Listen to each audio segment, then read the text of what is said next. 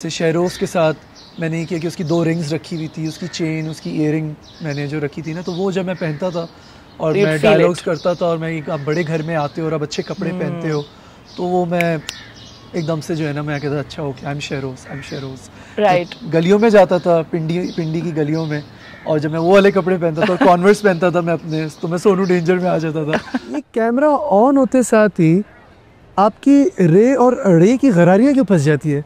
राबिया से राबिया क्यों हो जाती हो? कैरेक्टर बनाया हुआ है, आज तक इसी कैरेक्टर का ही तो खा रही हूँ। मुझे तो लग रहा है भूखी मर रही हूँ।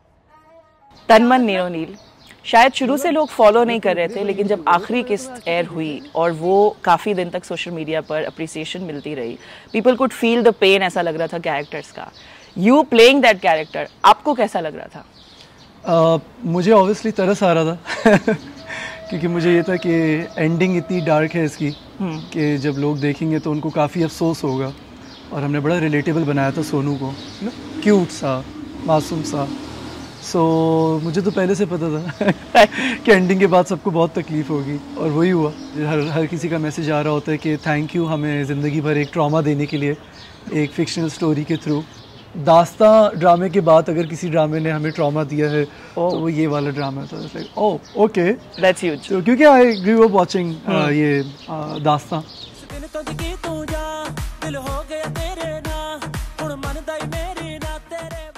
सो इसमें डांस करने का जिस तरह का रोल था, पिच कैसे हुआ था ये कैरेक्टर आपको जब आपको अप्रोच किया गया? पहले तो मुझे नहीं इतना समझ आया मैंने कहा अच्छा मैं करूँ कि ना करूँ, क्योंकि डेट्स इतनी मेरी पैक थी बाकी 2 ड्रामों के साथ, तो मैं बड़ा एप्रीहेंसिव भी था। बाकी ये कि मैसेज वैसे से तो नहीं मैं डरा कि कैसा मैसेज होगा या क्या इम्पैक्ट होगा, मुझे पता था अच्छा मैसेज होगा। जब इन लोगों की बातचीत हो रही थी तो उससे कुछ टाइम पहले हम स्टाइल अवार्ड्स हुआ था और उसमें मैंने डांस किया था, परफॉर्मेंस दी थी, तो आई थिंक वहाँ से एक थोड़ा सा महेश भाई को इन्होंने देख लिया था कि इसको थोड़ा बहुत डांस आता है। सो डांस मूव्स को लेके यू आर कॉन्फिडेंट, कोई प्रैक्टिस करने की ज़रूरत पड़ी या किस तरह? इतना कम टाइम था हमारे पास, हम लोग शूट पे पहुँचे हैं, तो पहले तो हमने शूटिंग स्टार्ट कर दी और आई थिंक शूट के बीच में ही हम लोग थोड़ा बहुत डांस करते थे, एक आध दफ़ा हमने डांस किया, और जिस दिन हमारी मेन परफॉर्मेंस थी हमने आधे ज़्यादा सारी जो प्रैक्टिस की थी वो उस दिन की थी। बात की जल्दी है तुम्हें? हाँ, कहाँ जाना है? सारा दिन काम करती रही हूँ, 5 मिनट मेरे साथ सुकून से बैठ नहीं सकते? सॉरी, जल्दी जल्दी में मुंह से निकल गया। मैं तो खुद पूरे दिन से इंतज़ार कर रहा था कब तुम्हारे साथ बैठने का मौका मिलेगा, मुझे माफ़ कर दो प्लीज़। सो आप हो या सहर हो, आई थिंक बहुत ही एक नेचुरल, वो कैरेक्टर्स में ऐसा लग रहा था कि बिल्कुल ढल गए हैं पूरी तरह। सेट पे किस किस्म का माहौल था? सहर इतनी प्योर एनर्जी लेके आती थी सेट पे, और वो मुझे इतना कंफर्टेबल फील करवाया उसने, बिल्कुल एक वाकई याराना था हमारा, क्योंकि स्क्रिप्ट में भी रोमांस से ज़्यादा याराना ज़्यादा था दोनों का, सोनू और राबी का। हमारी बहुत अच्छी जेन्युइन दोस्ती हो गई, तो मैंने बहुत कुछ सीखा उससे। वो जो गलियों में भागने वाला स्पेशली सीक्वेंस था, वो हम सब देख के ऑल ऑफ द फीलिंग्स जो हम फील कर रहे थे, सेट पे जब आप लोग भाग रहे थे तो कैसा था? तो सबसे पहले तो सहर गई, ठीक है, सहर को बुलाया उन्होंने कि भाई आपका बाहर ये मॉप वाला सीन है वो, और आई थिंक 2 घंटे बाद सहर आती है और सहर काँप रही है, उसकी ना सारी थाई उसकी बेचारी की रगड़ गई, से खून निकल रहा था उसका, और वो चूड़ियाँ टूट के उसकी रिस्ट में फंस गई थी, वो एक्चुअल में गिरी थी एक सीन में वहाँ पे। ओके। अब वो आई है और मैं डर गया, मैंने कहा क्या हुआ है? उसने कहा यार मॉब वायलेंस वाला सीन था और वो इतना ख़तरनाक शूट हुआ है और मुझे इतना डर लग रहा था और चोटें लग गई हैं। मैंने कहा अच्छा ओके चलो, कितना टफ होगा। फिर अली साहब गए, अली जब वापस आया तो वो भी चोटें उसको लगी हुई और उसकी पैंट गंदी हुई हुई। मैंने कहा ये हो क्या रहा है, ये बारी बारी कौन सा इम्तिहान है, ये कैसे शॉट्स है? जब मेरी बारी आई ना तो मैंने सारे सीन से पहले आराम से ना वॉक की, मैंने पूरी गई आराम से कि कोई तार या कुछ आके लग ना जाए, और फिर मैंने सारे बॉयज़ जो वहाँ पे खड़े हुए थे मैंने उनसे कहा, मैंने कहा यार आराम से करेंगे, चोट वगैरह ना लगे, ठीक है, we have to be very professional. तो हमने बड़ा आराम से उसको, फिर मेरा वाला स्मूथ था, अल्लाह का शुक्र है, कोई चोट नहीं लगी। आपकी टर्न बाद में थी तो फ़ायदा हो गया। मुझे फ़ायदा हो गया, मैं लास्ट था ना, तो फिर इसलिए मैंने चलो। वो जैकेट गिरने वाला सीन और इस तरह जो गलियों में भागने का दिखा था, तो वो आप फील कर सकते थे स्क्रीन पर। आप उस कैरेक्टर को निभाते हुए क्या टेक अवे चाहते थे ऑडियंस के लिए कि what is it that you want to give out? ये सोनू और राबी और मून को इतना रिलेटेबल बनाने की वजह ही ये थी कि लोगों को दिलों पे लगे। उनको समझ आए कि जिन लोगों के साथ हुआ है वो भी आपकी मेरी तरह थे, यू नो, उनके भी प्यार करने वाले थे, और क्या पता वो लोग भी मासूम थे, क्या पता उनके भी ख्वाब थे। ये ले तेरा हिसाब बराबर।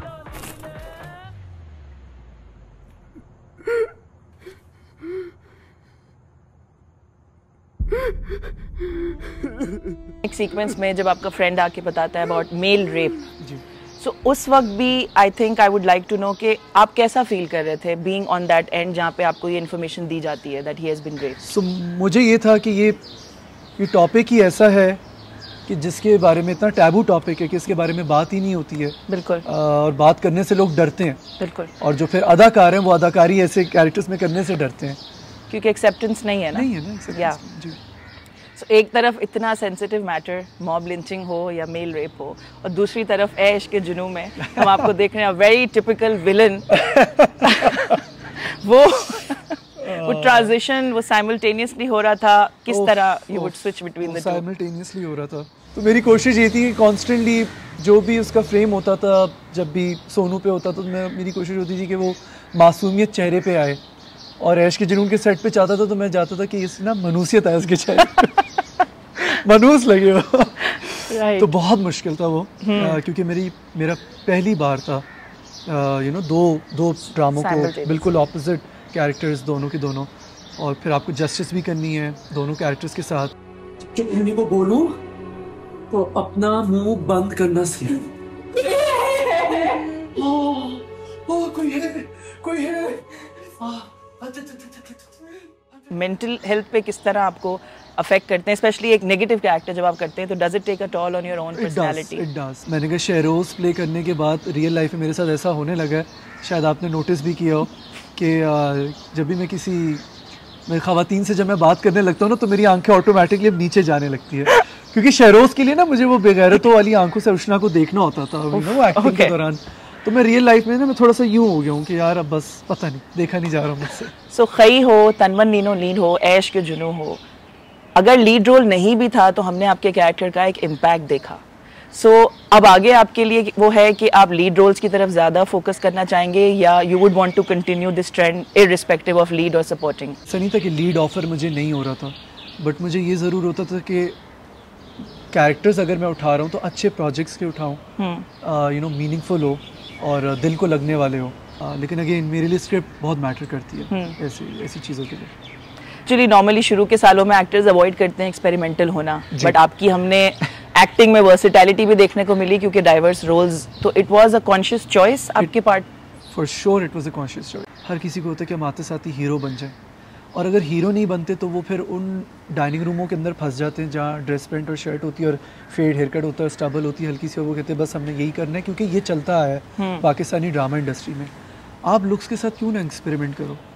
हम जब तक इस पर एक्सपेरिमेंट नहीं करेंगे हम इवॉल्व कैसे करेंगे? चलो एटलीस्ट मैं ये सारी चीज़ें करके दूसरे लड़कों के लिए तो कम से कम कुछ ऑप्शंस खोल सकता हूँ ना, कि चलो मैंने अपने ऊपर करके निभा लिया, तुम लोग कर सकते हो, तुम लोग एक्सपेरिमेंट करो। आपको लगता है कि फेयर स्किन्ड होना, गुड लुकिंग होना आसान होता है आपका एक्टिंग का स्टार्ट करने के लिए, रोल्स मिलने के लिए? ऑब्वियसली प्रेजेंटेबल दिखना, थोड़ा सा अपनी ग्रूमिंग पे काम करना तो ज़रूरी है। मुझसे कहीं ज़्यादा गुड लुकिंग लड़के हैं और बहुत खूबसूरत आंखें हैं, बहुत अच्छी स्किन है, चाहे वो टैन हो चाहे वो गोरे हो, तो वो आई फील लाइक मैटर ये करता है कि आपने अपने क्राफ्ट पे कितनी मेहनत की है।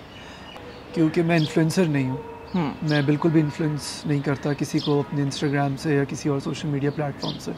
मैं अदाकार हूँ और मेरी कोशिश यही होती है, और मैं अपनी मैनेजमेंट से भी ये बात करता हूँ कि मुझे इन्फ्लुएंसर नहीं दिखना।